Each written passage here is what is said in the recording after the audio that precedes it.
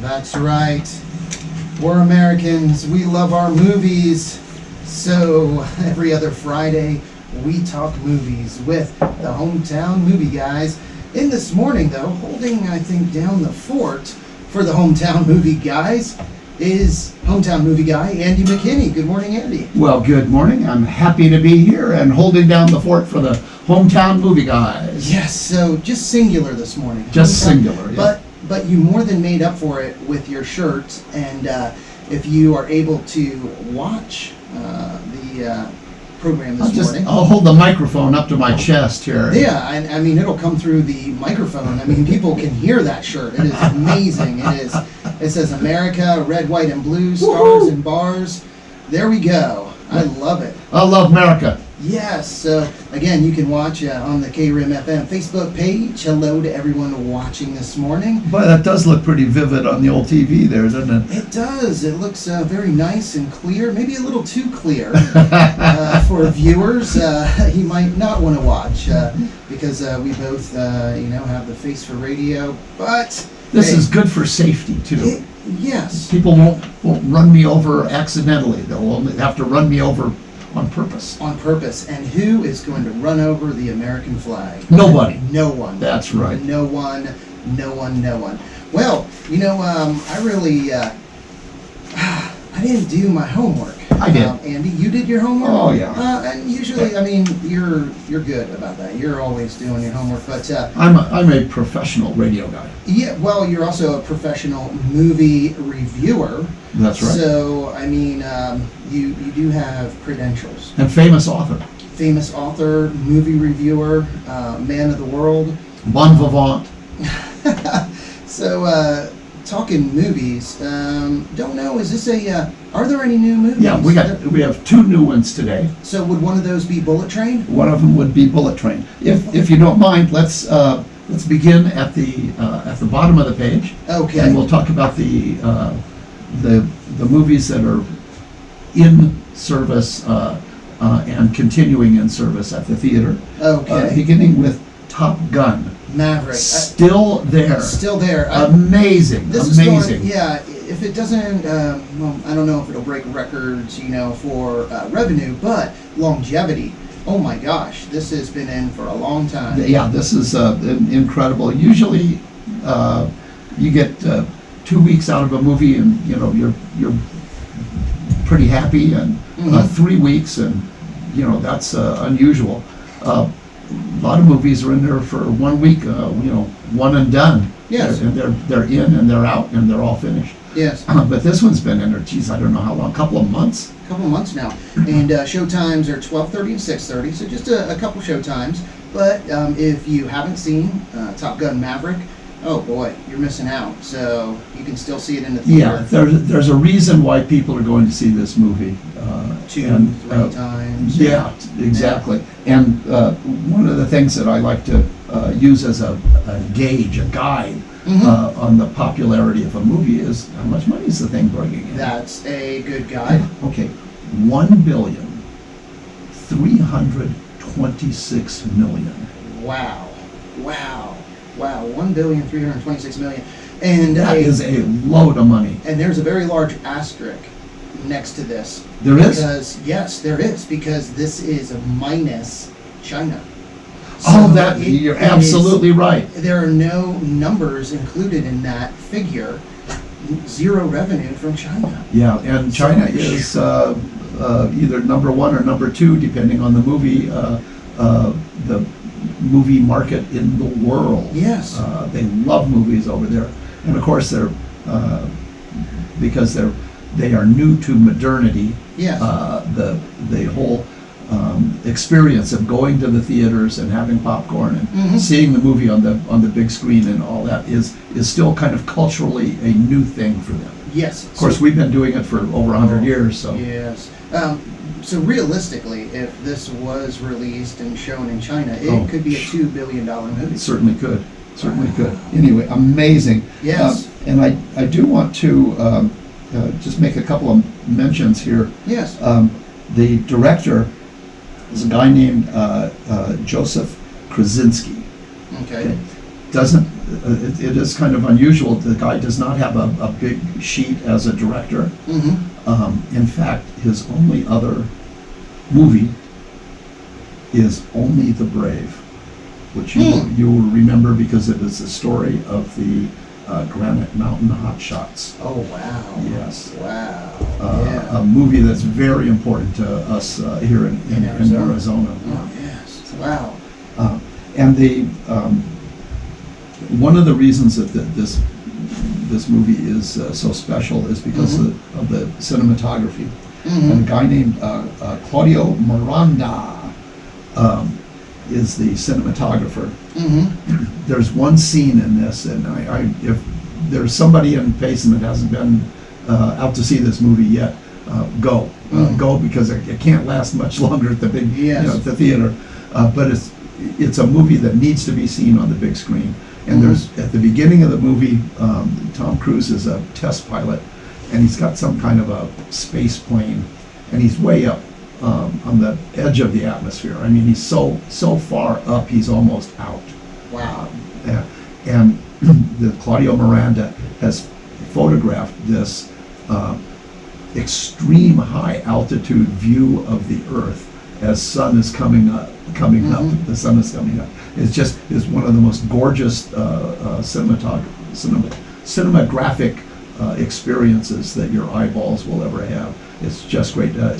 He got the Academy Award for cinematography for The Life of Pi. You'll remember that from a few years ago. Yes. So. Wow. And people watching on our Facebook page, Elizabeth Hi, Liz. Boyer saying, "I love that Stars and Stripes shirt." And Clifford Lane watching in Southern Illinois. Well, hi, Clifford. The movie guys, Howdy from Southern Illinois, digging the red, white, and blue. Yeah. That was so cool when Cliff actually came and visited us in the studio one day, all the way from Illinois to see us. It was great. It was great, and Clifford said that was a heck of a good movie.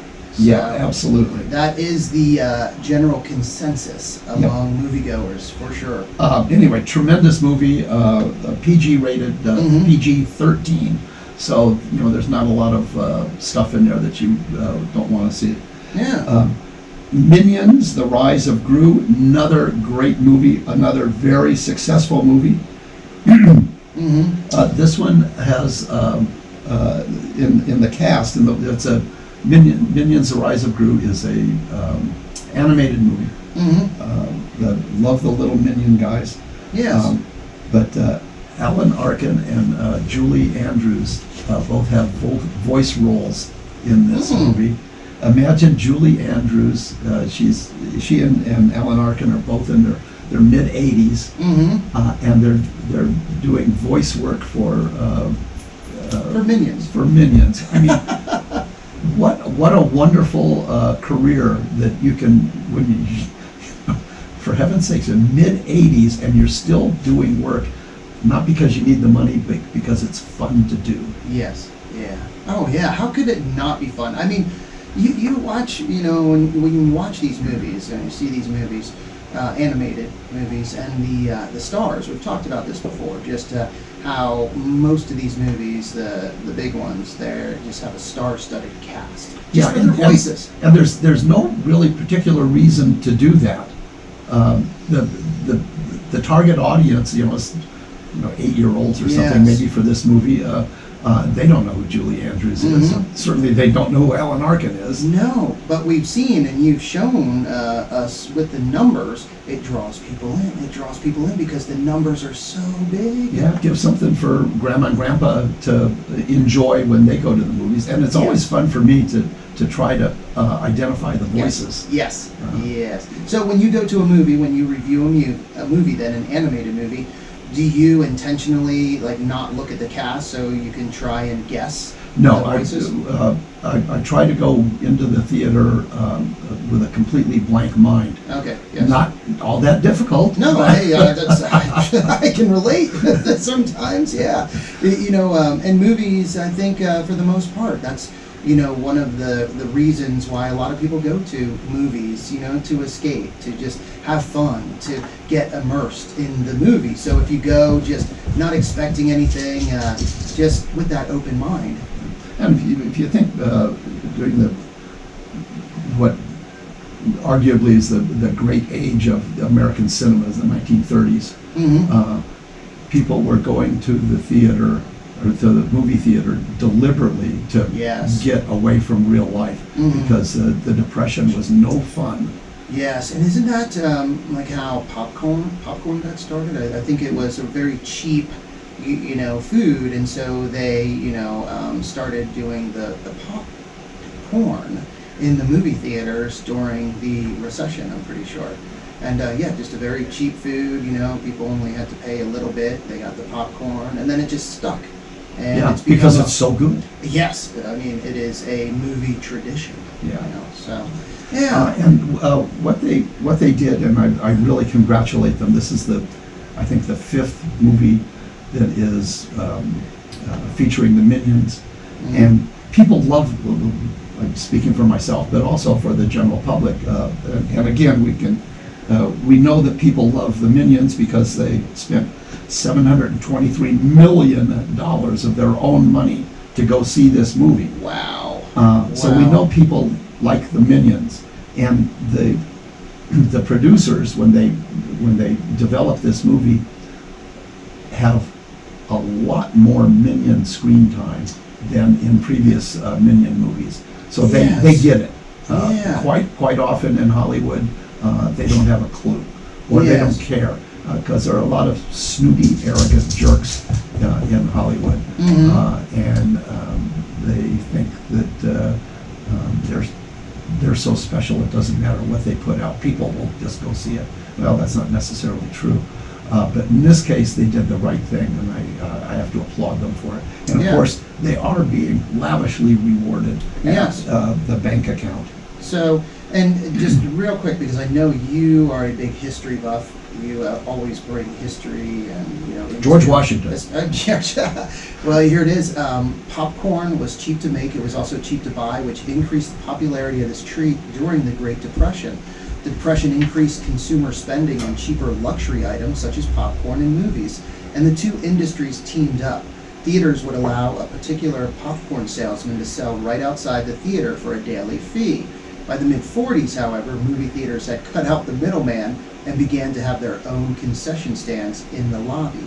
The introduction of the popcorn-driven concession stand to movie theaters kept the movie theater industry afloat, and popcorn has been a movie-watching staple ever since. Unfortunately, Craig Tippin, the manager of the theater, has a crowd of little kids, so he's not here today. He's taking care of the kids. Yes. But even if he was here, he wouldn't be able to admit because of business reasons. But is my understanding of the industry that as your quote there says, that the theaters exist only because of the concession stands. Yes. That's where they make their money. Not on the movies. And not on the movies. Yeah, the movies bring them in, but they bring them in and they buy concessions, and that's how they stay open. So, what is the next League of Super Pets, another animated movie. League of Super Pets? Yeah, it's actually, the DC League of Super Pets. Gotcha. So many of our popular movies are based on comic books. And DC, of course, Detective Comics is that's where Superman and Batman got their origin way back in the olden days. How are the reviews? How have they been on this? I haven't seen this movie, so because I haven't seen it and I have not reviewed it, I haven't read other people's reviews. I only read those to make fun of them after I have written my own. Yeah, and comparing it to Minions, the Rise of Gru on Rotten Tomatoes, it actually scores almost exactly the same. Oh, for heaven's sakes! Yes, that is high praise. High praise. That is. Yeah. So this probably is a good one. I know Dwayne "The Rock" Johnson. Yes. And Kevin Hart. Together again. Yes. Well, they're such a great combination. They are, and they have a good comedic interchange between the two of them, and they seem to like each other. Yes. They seem to be friends. Jumanji movies. Yeah. Jumanji. Oh, it's so funny. Um, they are funny. They are, and they're on TV a lot. Uh-huh. And my wife and I will always sit down and watch one of the Jumanji movies when it comes on. Maybe not watch the whole thing, but we'll sit down and watch it for half an hour, and it's just fun. It's fun to see them. It is. How was this movie done in the box office? $50 million first week. Wow. Okay, that's not too bad. Not too bad at all. $90 million net. Mm-hmm. And I hope this one does well because Dwayne Johnson is one of the producers. Okay. So the movie makes money, then Dwayne Johnson makes money, and Yes. I like him. Yeah. I liked him all the way back when he was a wrestler. Yeah. Oh, yeah. And by the way, for a wrestler, he has managed to arrange $800 million Uh-huh. for himself. But we're talking about the cast on animated movies, the voice cast. Mm-hmm. John Krasinski. Mm-hmm. You know him from? Oh, yeah. Okay. I guess that's The Office. Yeah, The Office. He's been in so many movies as But well. he's really come into Prominence? and popularity Yeah. through the scary movies. He's made the two Mm. scary movies, hugely popular. Mm-hmm. And so he doesn't need the money, Mm-hmm. but he's doing this, doing voice here in an animated movie, as is Keanu Reeves. Mm. Keanu Reeves' net worth $350 million. He doesn't have to do this, but No. making these movies must be really fun. Mm-hmm. And another reason to go see this movie is because of Jared Stern, the director. Mm-hmm. He's directed a couple of animated movies that you've probably seen. The last two Lego movies. Mm. And the Okay. Lego movies are, again, movies that have written into the script little quips and jokes that are appropriate for the grandmas and grandpas, and that go right over the head of the children, but it makes it fun to go see these movies. So, DC League of Super Pets, this is a PG-rated movie, so this is suitable for, if they're old enough to go to the movies, it's okay for them to see this. Yeah. Yeah, no, and John Krasinski, I think of, just the wide variety of roles. He was in the one movie about the embassy. The embassy. I forget what that was called, but like a war movie. Benghazi. Yes, Benghazi. That movie. I mean, his versatility. That's right, he was in there, wasn't he? Yeah, and he did a great job. So He's versatile. very versatile. Yeah. Very. He's got the comic, Mhm. the comic chops, Mhm. but Benghazi was that was full on, straight up heroism. Yes. Desperate danger, and he pulled that one off great. And he's been in some rom-coms. I forget the one, but he reminds me, Chris Pratt, or Yep. some of those actors that just have had diverse roles, just a wide range of roles, but are very convincing in all of the roles. There's some actors, and I think we talked about this one program, the difference, what separates the great actors from, just the kind of the, I don't want to say average, because they all have incredible talent, but the ones that they immerse themselves in the role, or they're so convincing that you forget that he's on The Office. Like Exactly, yeah. you forget these other roles. Yeah, well, when we think of Chris Pratt too, as getting his start as in comic Mhm. television role, but he's a full-on action hero now. Yeah. It's okay. I can mention watching on a streaming service because Mhm. Craig's not here today. Yeah, sorry, Greg. But I just watched him in a series, The Terminal List, which is heavy-duty action. Oh, action yeah, hero stuff. I watched that as well. Yeah. Oh my goodness. And he is not just a pretty face. He's a very convincing screen presence. Hmm. Yeah, that was a good series. I believe that was just the first part. Is that going to continue? I hope so. Yeah, no, I believe so. Yeah. Yeah, that was really good. Yeah. Yeah. That was And really good. just kind of an awful story, but Oh, yeah. really good TV. Yes, certainly is. So there we go. So a couple great animated movies for Yep. the children and the entire family. What do we have next? For grown-ups. Okay. Yay! There we go. And this one is definitely a movie for grown-ups, not because it's got naked people or that kind of stuff in it, but just because it's a very serious drama. Mhm. It's called Where the Crawdads Sing. Yes, I've seen online on Facebook people posting about going to see this movie, with a group of people or seeing it, and I've read good things about it. Yeah, really very well done movie. Very odd. Okay. It's about this is one about the girl that's raises herself essentially in a swamp Yes. in North Carolina. Yes. I mean that's about as odd a sort of a thing as you can get. But it was based on a book that was enormously successful. 7 million copies sold. Wow. And I've written a number of books, and most of mine are in single digits. You haven't hit that number yet? I haven't hit 7 million. No. I'd be phoning this in from the Riviera. What? You would be retired from the Hometown Movie Guys.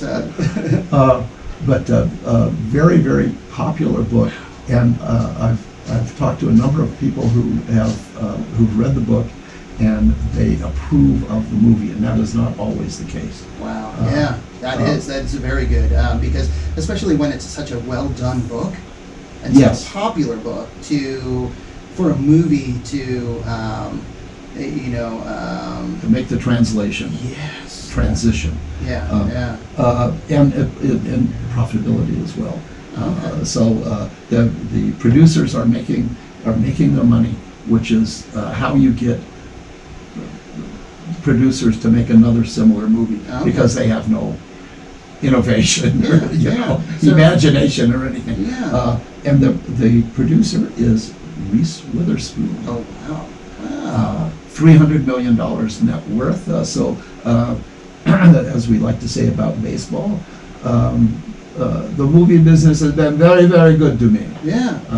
And how was this movie done in box office? Oh, good. $24 million. So low budget movie, $67 million at the box office. And the way I figure that is producers get half. Yeah, and it's made money. It's profitable already. It's profitable already. Still in the theaters. Yes. And this one will be on TV for the rest of our lives. We'll see Wow. it. We'll see it once or twice a year, probably Wow. forever. It's that good a movie, and that's strange and that odd.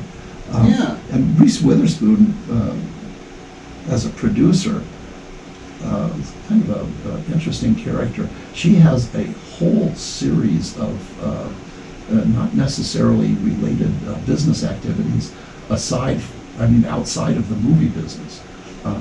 Very one of those people, I guess, that doesn't sleep. Yeah. Well, similar. She sounds similar to Kevin Hart. Kevin Hart, very entrepreneurial on Shark Tank.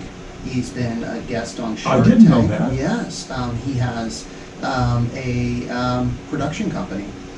So, yeah, and he's involved in a lot of different companies. So he's very diverse as far as what he's invested his money and time in. And so it's probably, there's a few, celebrities, famous individuals. And you see some, what's been popular the last few years, and I was thinking of what is his name? Not Ryan Gosling. But Ryan Reynolds. Ryan Reynolds. And with we'll the get to Gator talk to, Gin. we'll get to talk to him Yeah. about him in a minute here. So you see the different, alcohols, or liquors, Mhm. different things that, celebrities are doing. So, and even you look at like The Rock and him coming out of wrestling, John Cena. Yeah. Another, famous wrestler that has done, movies. John Cena actually has some acting ability, Yeah, which is, yeah. it was quite surprising to me. And that came to my attention in movie Trainwreck. Mm-hmm. He played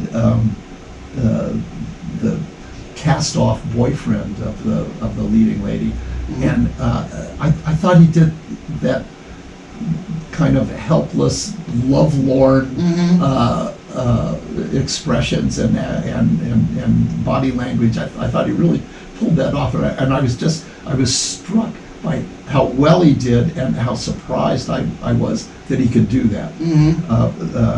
The Rock is a screen presence, but it's hard to classify him as an actor. I adore The Rock, but it's it is what it is. And besides, he's got $800 million, so who cares?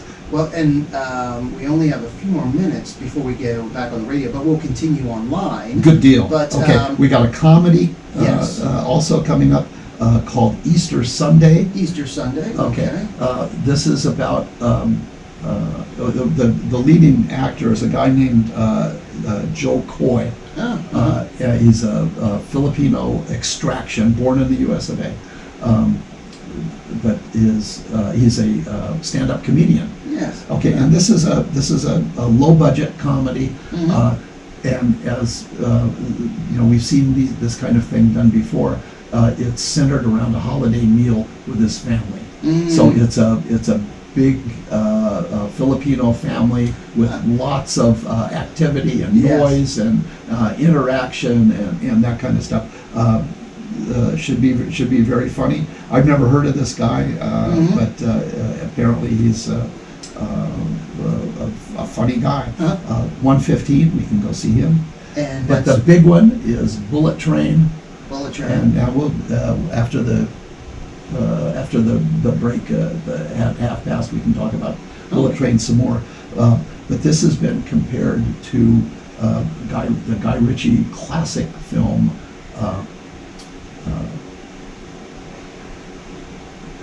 Come on, Andy, where's your brain? Snatch.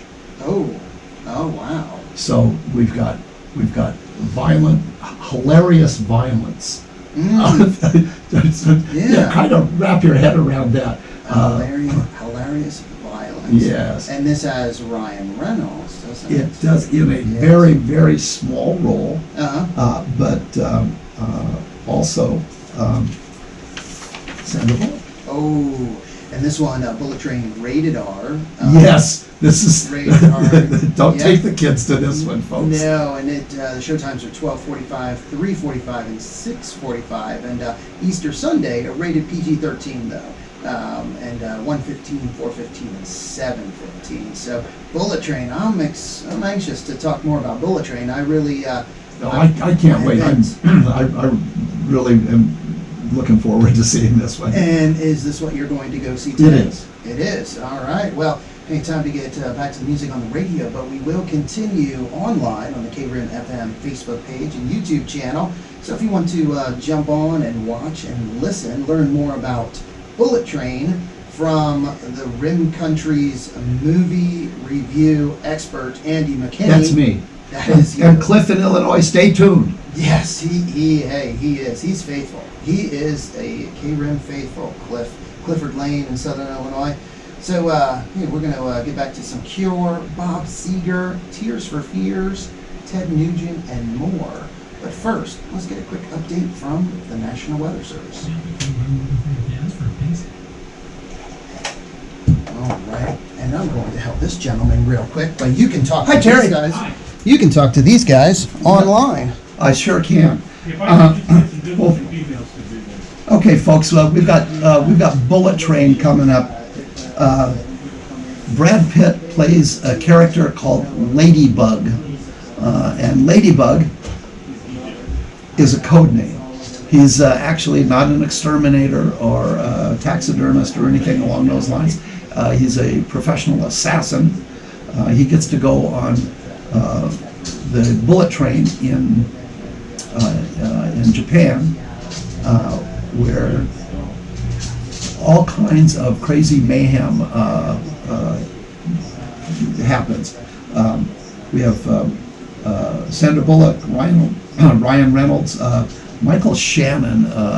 You remember him? He was recently in a movie called Knives Out, and he played an FBI agent in the TV series Boardwalk. He's a very compelling, very competent character actor. Good to see him in there. The leading lady is Jodie King.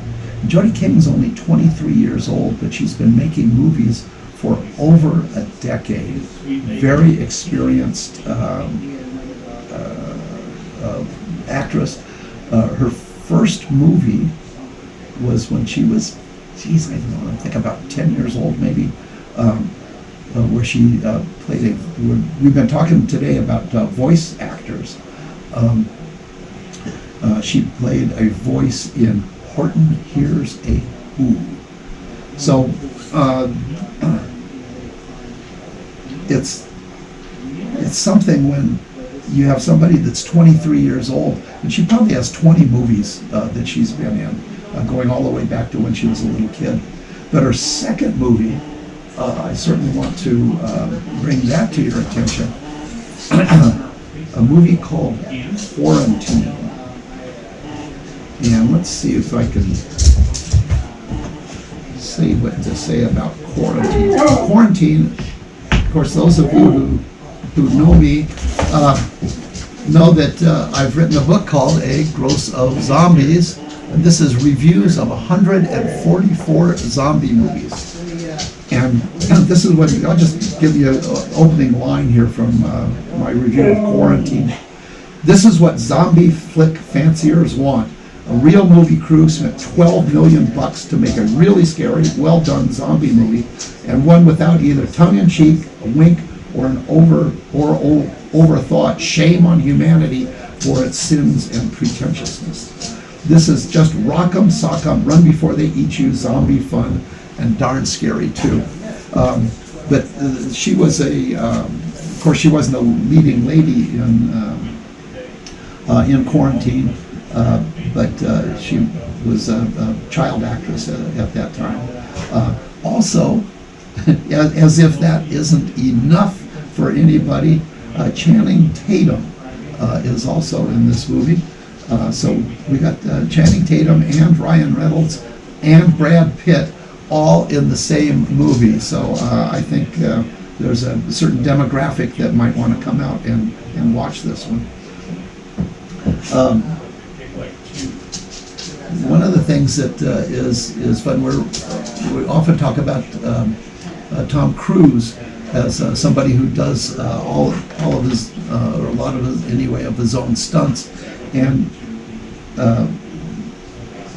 Brad Pitt in this movie does 95% of his stunts. And this is one of those movies, if you've ever seen the Transporter movies, where or Jackie Chan movies, where there are very, very elaborate, fast-paced, innovative, and kind of crazy fight scenes using, odd implements that they just happen to pick up.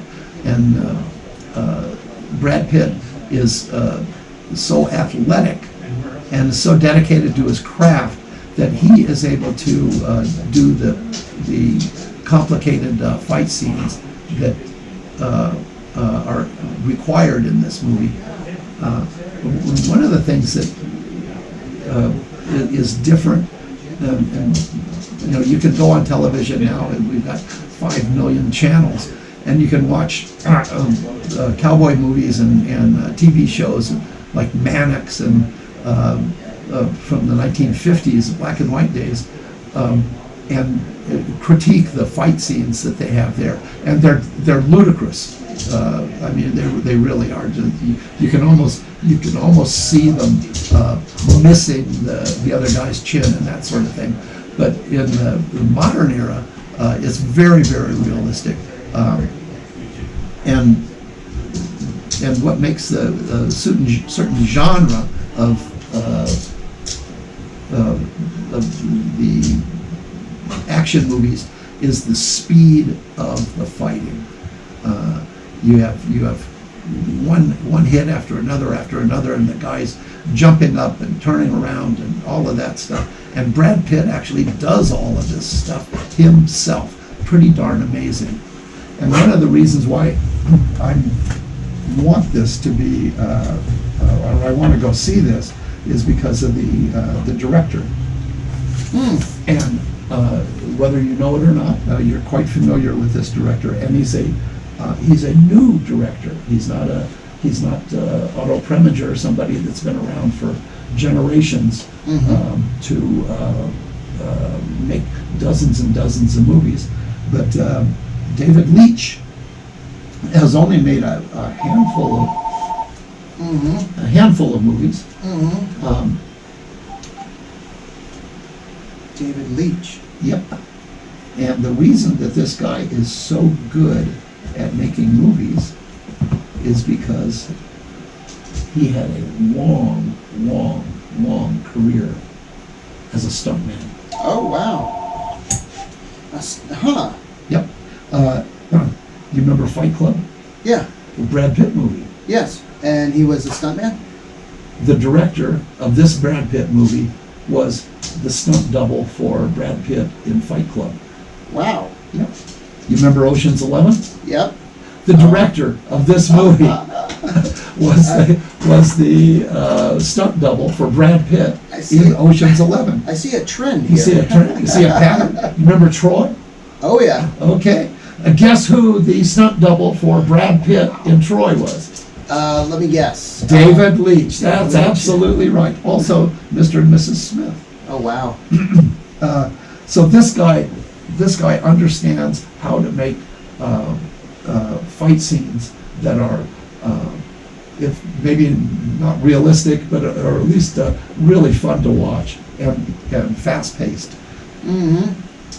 Yeah, and I was looking on here, Bullet Train, and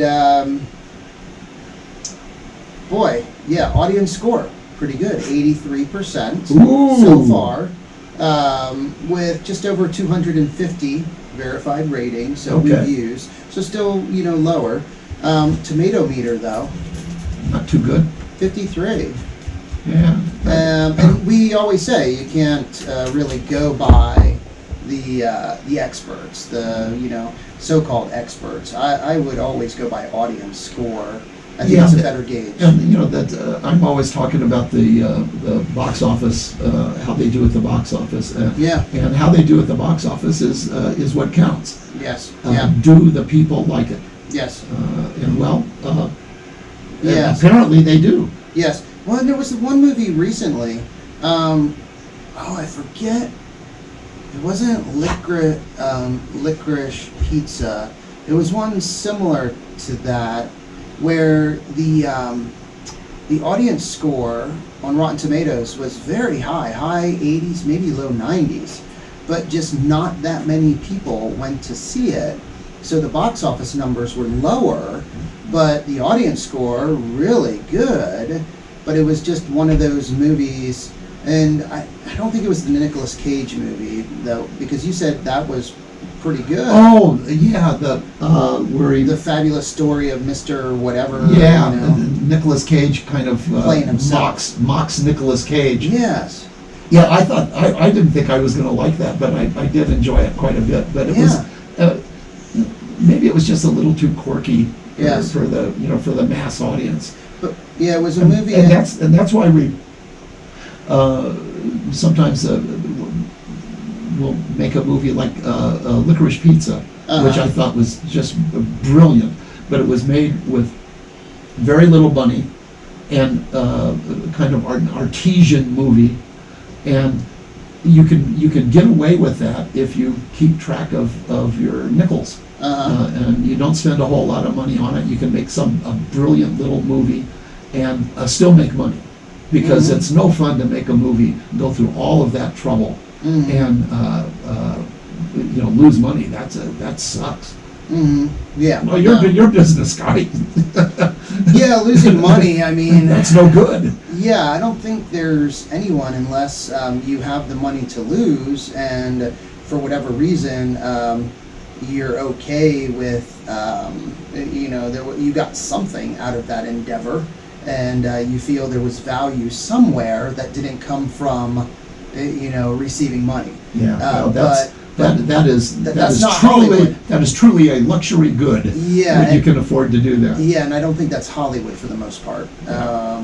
So that isn't most businesses. Just not like that. But that's Sigourney Weaver. One time I saw an interview with her, and they were kind of quizzing her on the Alien movies. Oh yeah. And she said, "Well, I'll." And they're praising her because of her abilities as an actress. And she is a terrific actress. I mean, no question about that. Yeah. And she said, I can make an Alien movie, and then I can afford to make Half Moon Street. Gotcha. And Half Moon Street was a very small, brilliantly done, artistic movie. That I don't know if it made any money or not, but it didn't matter to her, because she could, she could take her fee from $4 or $5 million down to 98 cents in order to make a movie that she cared about. Because you look at the Alien movies, and a big movie that I think it'll be interesting to see the numbers, what it does, but the new Avatar, The Way of the Water, coming out in December still. Isn't it the #1 grossing movie? I believe I think it still is. It's Avatar still. So none of the Marvel movies, none of the Avenger movies have overtaken it. They're right there at its heels, but they haven't overtaken Avatar. So #1 grossing movie of all time. Still the winner, and still champion. And now part number 2. I expect that to be enormously successful. Yeah, that was such a visual treat, and the Sigourney Weaver movie, by the way. Yes, and that's why I brought that up, because and so the money she'll make on that. She'll probably do. She'll do it. Yeah, she'll probably do just fine. Yes, and she was in a movie that. She was in that was great. Holes. Oh yeah, Holes? yeah. Okay. Again, that's a movie, not a big budget movie. Yeah. It's based on a young adult novel. Yep. Yeah. A actually very popular and successful young adult novel. I think it won the Colacat Award for the year it came out. Well, this is crazy to me. So it's so interesting. It's almost like an exercise in psychology, looking at Rotten Tomatoes, because you expect, I would expect the audience score to be higher than the critics score on Rotten Tomatoes, because it was a fun movie, it was entertaining, it was good. The tomato meter, 78% from the critics, audience score 76. Still high. But really, I would expect that to be in the 80s. I thought that was such a fun movie. Yeah. And she played, Sigourney Weaver was like the woman, the warden, the one in charge of that camp, and the lipstick case. The evil one. Yeah, where she had that. Didn't she have that? And she scratched. She had that metal claw, and she had the poison from the lizard. Not nice at all. Yeah, she was evil.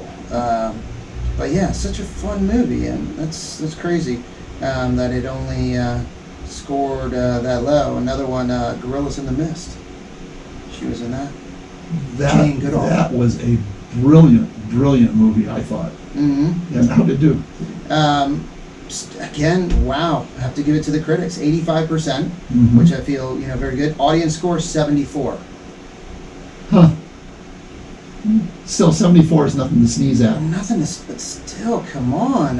You know, I would expect more. I'd expect more from viewers. But yeah, that was a really good movie. Yeah, that's well done. You know, I just watched a movie. I don't know if you saw this one. Watched one last night. What I was remember it coming out, but I didn't see it in the theaters, so I watched it last night. Joe Bell, Mark Wahlberg, and it was, and I believe it was in the theaters. I don't know how it did, but Joe Bell, Mark Wahlberg movie, and it's about a man. It's based on a true story about a man. It came out in 2020. It's on Prime Video. Rotten Tomatoes. Tomato meter gave it a 40. So the critics said 40, but audience 73.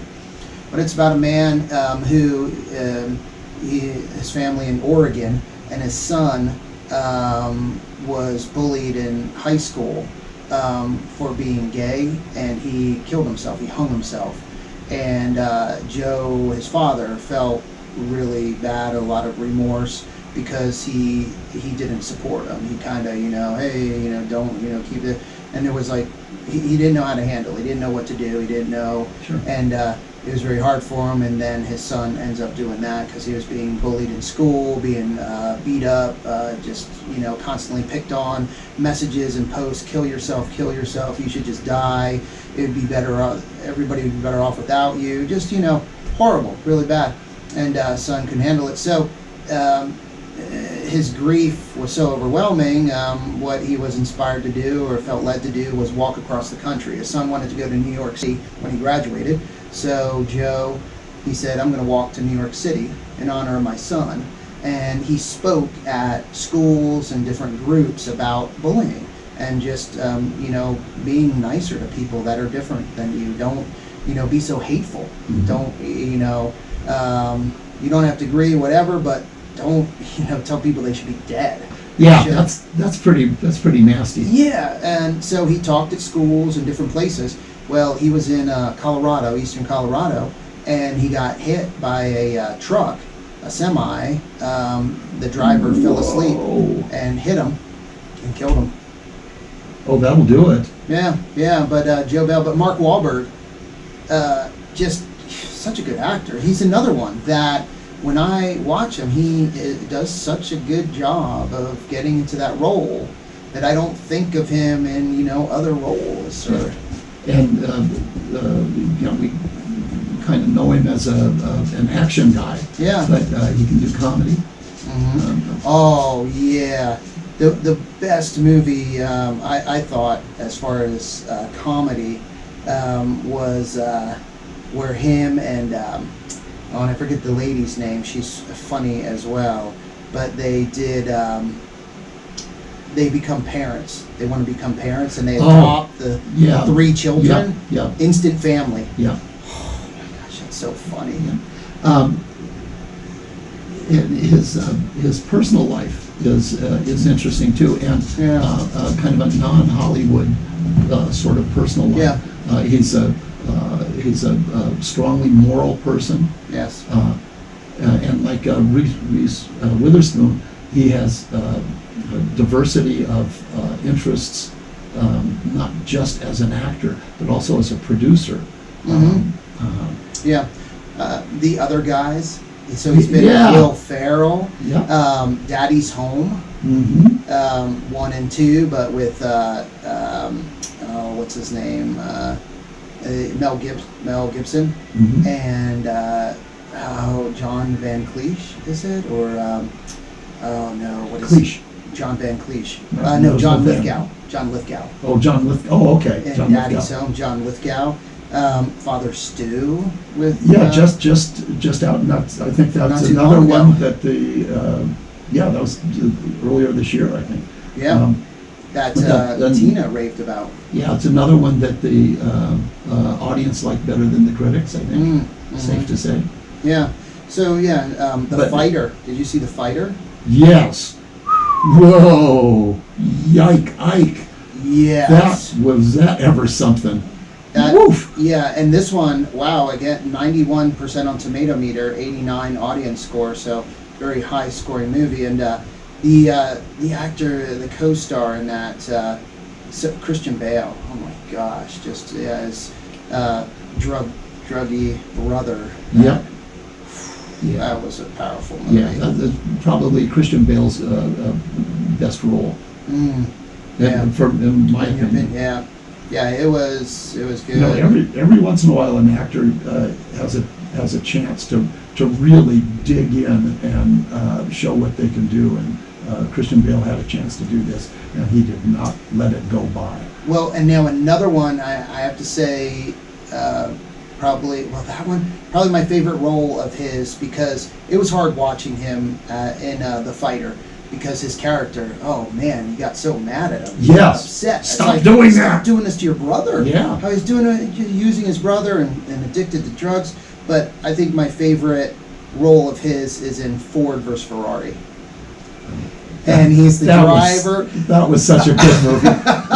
And I love just the exchanges between his character as the race car driver and the head, or the guy that was running Ford at the time, and how he is basically calling the Mustang, a piece of crap, and it's horrible, this, that, and the guy, he's so offended. I don't want anything. This guy can't have anything to do with us. And then he ends up driving, right, and winning the Ford GT, and winning.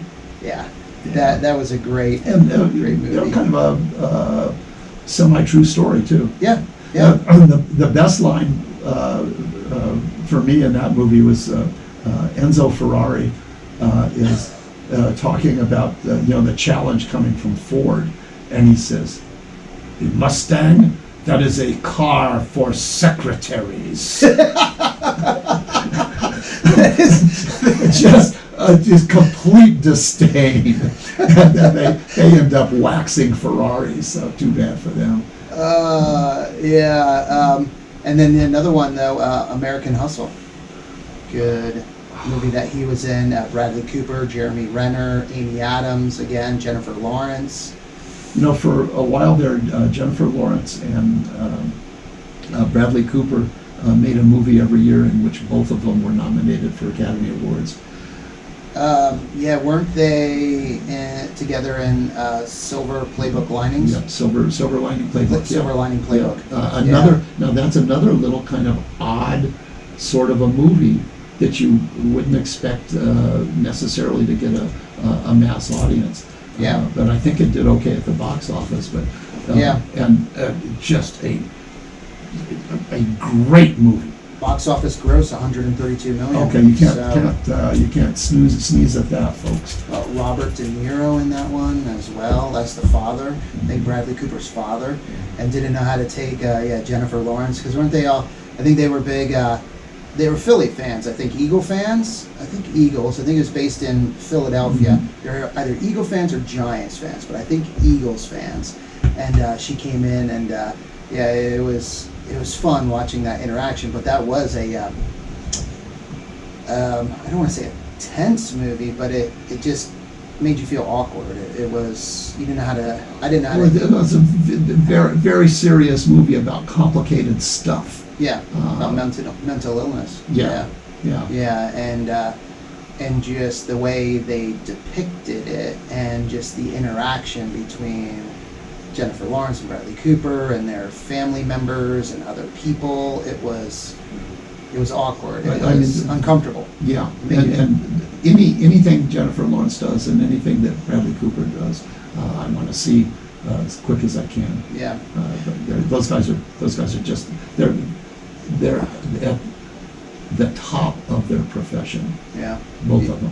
Yeah.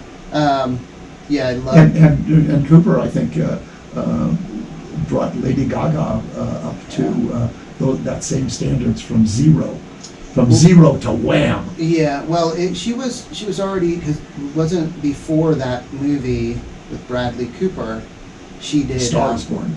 A Star is Born. Before A Star is Born, she did House of Gucci. That was after. That was after? Yeah, House of Gucci was after. Was after A Star is Born. Okay, because and she was really good. So wow. Yeah.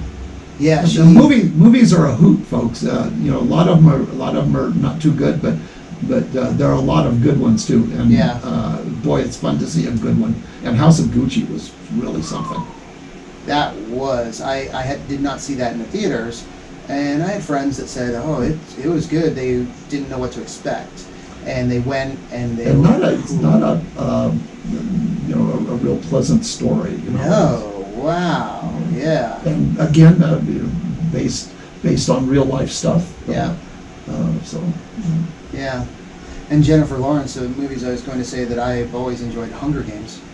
And I didn't read... Not based on real life stuff. No. I didn't read the books, so I think that was better for me. But I know my wife, she read the books, and she said that they, you know, it was good. They were very good, but still didn't... the books just had so much more detail in them. But for me, having not read the books, I really thoroughly enjoyed them. Her character in that was great. I just wanted to touch base on Easter Sunday, the comedy, the family having Easter dinner together. One of the actresses in this is, and I'm not going to be able to pronounce it right because I think it's a French name, but Tia Chieri. Oh, okay. Remember her from Wayne's World? Wayne's World, yeah. She was the Babosaurus. That's it. Boy, was she ever. Yeah. Babosaurus. Babosaurus. What a great descriptive word. Is she also Lilo and Stitch? She was the voice. She has a ton of movies, just a ton. And wow. Also a lot of TV stuff. She's had a great career. Yeah. But do you know what her first movie was? Her first movie. I'll tell you because I happen to have it right here. It was a zombie movie? Zombie Nightmare, 1986. Zombie Nightmare. Right here, I got it. And as I say in my book, A Gross of Zombies, quote, Italian zombie flicks are often entertaining in a peculiar way. This is a Canadian zombie movie. Okay. It is utter rubbish. Yeah, I was going to say 14%. Yeah, 14%. It's terrible. It's just terrible. It's a voodoo brings back a hit-and-run victim with a baseball bat for revenge on rapists and a police chief. The police chief is Adam West. Yes. Adam West is in it. Batman fame. Oh my gosh. Yeah, wow. And let's... so we got to work in 2 zombie movies this week, so good for us.